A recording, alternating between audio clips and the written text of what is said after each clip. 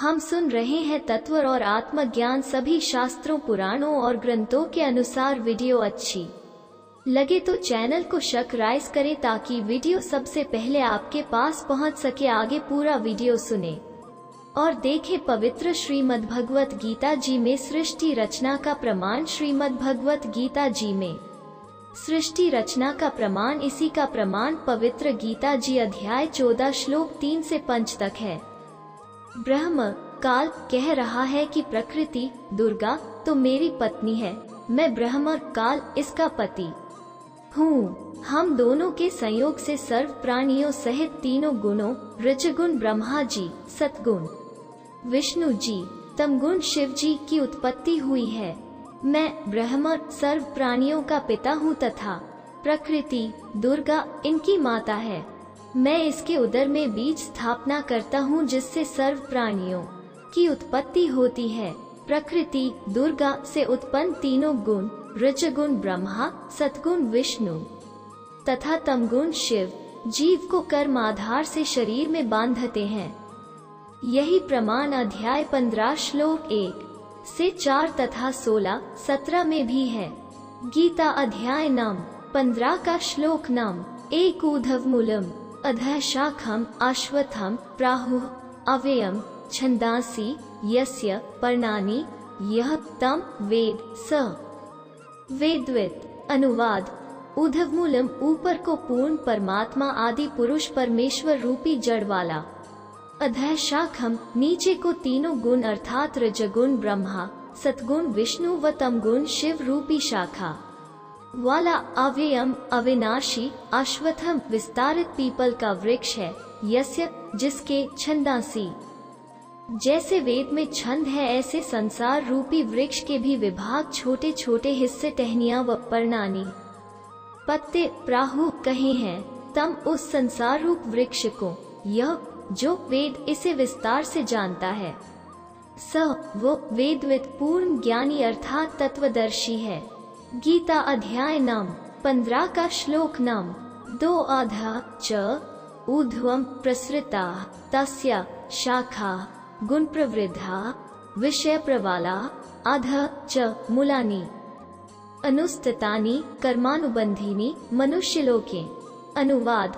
तस्य उस वृक्ष की, अधः नीचे, च और ऊर्ध्वम ऊपर, गुण प्रवृद्धा तीनों गुणों ब्रह्मा रजगुण विष्णु सतगुण शिव तमगुण रूपी, प्रसृता फैली हुई, विषय प्रवाला विकार काम क्रोध मोह लोभ अहंकार रूपी कोपल, शाखा डाली, ब्रह्मा विष्णु शिव कर्मानुबंधिनी जीव को कर्मों में बांधने की, मूलानी जड़े अर्थात मुख्य कारण है, च तथा मनुष्यलोके मनुष्यलोक अर्थात पृथ्वी लोक में, अधः नीचे नरक 84 लाख जूनियों में, ऊर्ध्वम ऊपर स्वर्ग लोक आदि में, अनुस्थितानि व्यवस्थित किए हुए हैं। गीता अध्याय नाम 15 का श्लोक नाम 3 न रूप अस्य एक तथा उपलभ्यते न अंत न च आदि न च संप्रतिष्ठा अश्वत्थम् एनम सुविरुमूलम् असंगशस्त्रोण दृन् छित्वा। अनुवाद। अस्य इस रचना का न नहीं आदि शुरुआत, च तथा न नहीं अंत अंत है, न नहीं तथा वैसा रूप स्वरूप उपलभ्यते पाया जाता है, च तथा यहाँ विचार काल में अर्थात मेरे द्वारा दिया जा रहा गीता ज्ञान में पूर्ण जानकारी मुझे भी न नहीं है।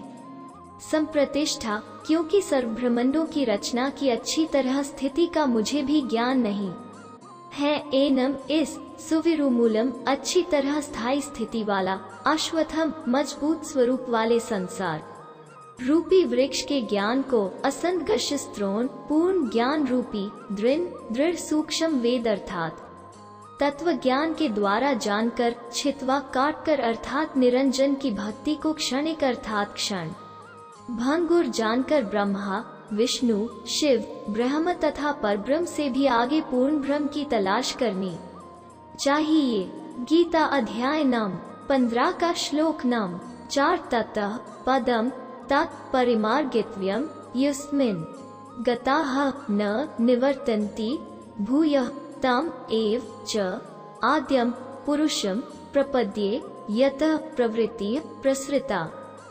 पुराणी अनुवाद।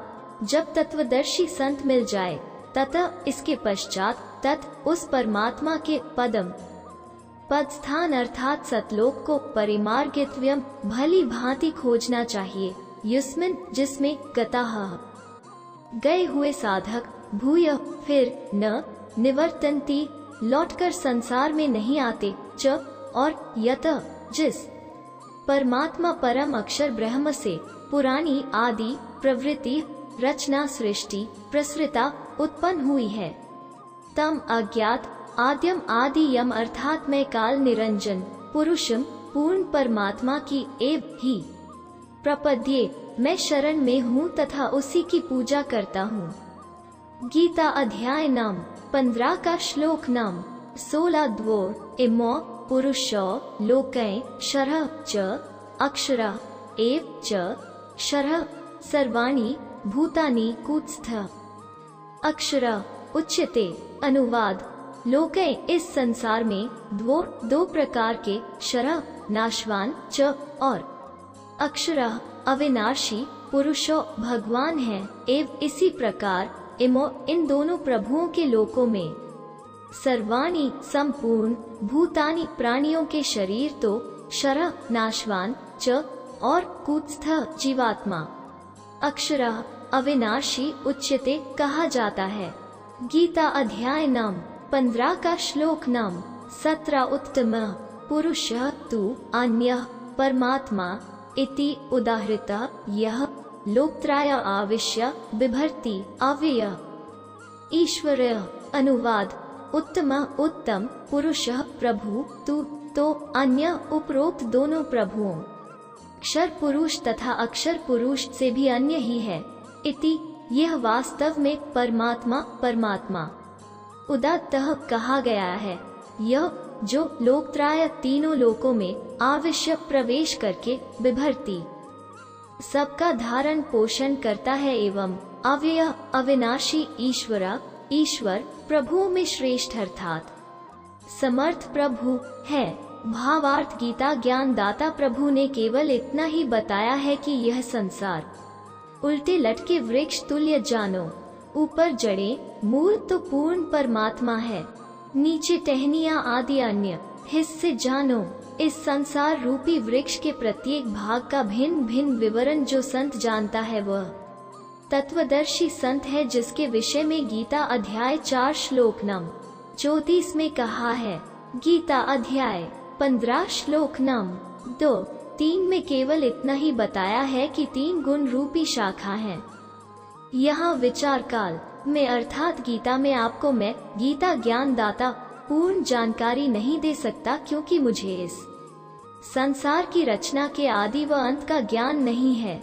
उसके लिए गीता अध्याय 4 श्लोक नम 34 में कहा है कि किसी तत्वदर्शी संत से उस पूर्ण परमात्मा का ज्ञान जानो। इस गीता अध्याय 15 श्लोक 1 में उस तत्वदर्शी संत की पहचान बताई है कि वो संसार रूपी वृक्ष के प्रत्येक भाग का ज्ञान कराएगा, उसी से पूछो। गीता अध्याय 15 के श्लोक 4 में कहा है कि उस तत्वदर्शी संत के मिल जाने के पश्चात उस परमपद परमेश्वर की खोज करनी चाहिए, अर्थात उस तत्वदर्शी संत के बताए अनुसार साधना करनी चाहिए, जिससे पूर्ण मोक्ष अनादि मोक्ष प्राप्त होता है। गीता अध्याय 15 श्लोक 16-17 में स्पष्ट किया है कि 3 प्रभु हैं, एक क्षर पुरुष ब्रह्म, दूसरा अक्षर पुरुष परब्रह्म, तीसरा परम अक्षर पुरुष पूर्ण ब्रह्म। क्षर पुरुष तथा अक्षर पुरुष वास्तव में अविनाशी नहीं है, वो अविनाशी परमात्मा तो इन दोनों से अन्य ही है। वही तीनों लोकों में प्रवेश करके सर्व का धारण पोषण करता है। उपरोक्त श्रीमद् भगवत गीता अध्याय 15 श्लोक 1 से 4 तथा 16-17 में यह प्रमाणित हुआ कि उल्टे लटके हुए संसार रूपी वृक्ष की मूल अर्थात जड़ तो परम अक्षर ब्रह्म अर्थात पूर्ण ब्रह्म है, जिससे पूर्ण वृक्ष का पालन होता है तथा वृक्ष का जो हिस्सा पृथ्वी के तुरंत बाहर जमीन के साथ दिखाई देता है वह तना होता है, उसे अक्षर पुरुष अर्थात परब्रह्म जानो। उस तने से ऊपर चलकर अन्य मोटी डार निकलती है, उनमें से एक डार को ब्रह्म अर्थात क्षर पुरुष जानो तथा उसी डार से अन्य 3 शाखाएं निकलती हैं, उन्हें ब्रह्मा विष्णु तथा शिव जानो तथा शाखाओं से आगे पत्ते रूप में सांसारिक प्राणी जानो। उपरोक्त गीता अध्याय 15 श्लोक 16-17 में स्पष्ट है कि क्षर पुरुष ब्रह्म तथा अक्षर पुरुष पर ब्रह्म तथा इन दोनों के लोकों में जितने प्राणी हैं उनके स्थूल शरीर तो नाशवान है तथा जीवात्मा अविनाशी है, अर्थात उपरोक्त दोनों प्रभु व इनके अंतर्गत सर्व प्राणी नाशवान हैं। भले ही अक्षर पुरुष पर ब्रह्म को अविनाशी कहा है, परंतु वास्तव में अविनाशी परमात्मा तो इन दोनों से अन्य है। वो तीनों लोकों में प्रवेश करके सबका पालन पोषण करता है। उपरोक्त विवरण में 3 प्रभुओं का भिन्न भिन्न विवरण दिया है।